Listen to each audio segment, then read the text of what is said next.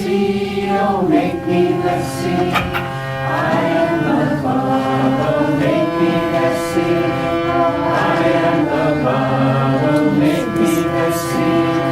So do thou, my Lord, so do thou, my Lord. Now and I, ever apart. Now and I, ever apart. Wave of the sea, all in the sea. Wave of the sea, it's all in the sea. I am the bottle, make me the sea. I am the bottle, make me the sea. Make me the sea, oh make me the sea. Make me the sea, oh make me the sea. I am the bottle, make me the sea. All in the sea. I am the bottle, make me the sea. I am the bottle, make me the sea.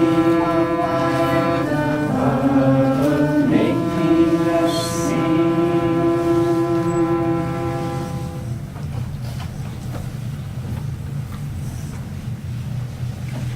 Our guru says men seldom reincarnate as animals. That would be devolution instead of evolution. But the case of a man taking on an animal body, as described in the play, illustrates an entirely different principle.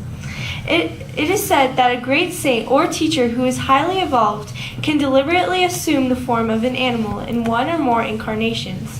To prove that God is omnipresent, some saints have worked not only through human vehicles, but also through the vehicles of lower animals.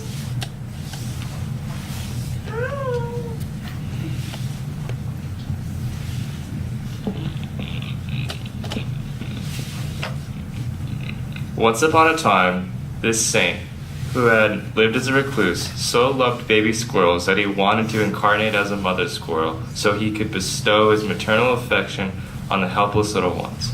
Our story is about this saint. This saintly mother squirrel loved to shower motherly affection on the helpless little ones. She lived with her tiny baby squirrels in a tree by the sea.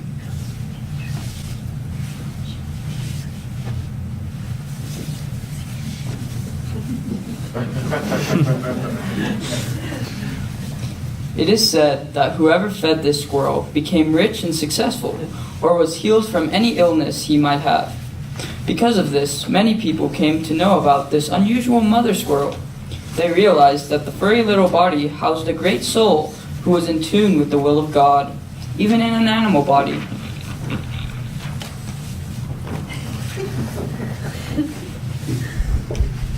Once, when the Holy Squirrel had gone far away from the shore in search of food, a storm lashed out in high waves and shook the tree.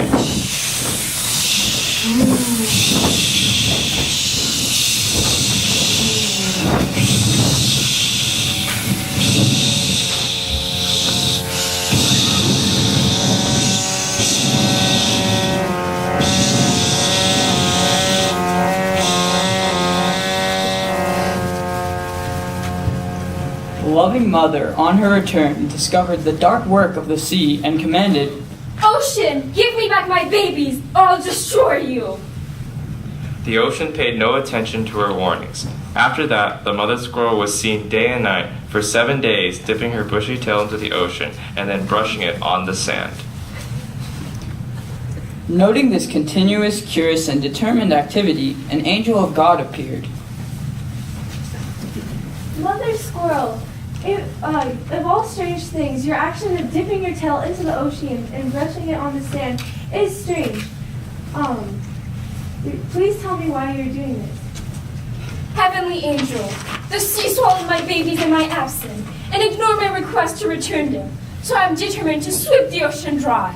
But Mother Squirrel, in 7 days more, you will not have any brush left on your tail to sweep the ocean dry. But the tiny mother, with the determination of eternity written on her face, replied, "A million lives or more will I be born again and again as a squirrel, and I will dry many bushy tails to dry the ocean." Saying this, the mother squirrel went on with her strange activity. 7 days later, the brush of her tail had almost disappeared, and yet the mother squirrel had not stopped her work. In fact, that the dynamic will, in tune with divine will, had prepared her to continue for as long as the world endured. And so the angel of God came back with head bowed and said, Mother Squirrel, your will is law. Please stop punishing the ocean and we will return your babies.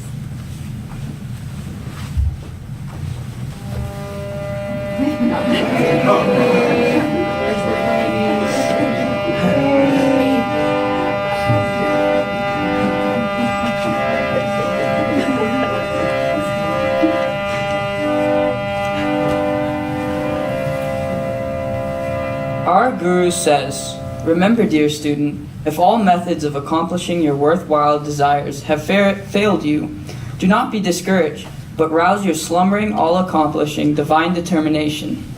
Then you will find that whatever you wish and work for will come to you naturally, through the action of the divine laws of God.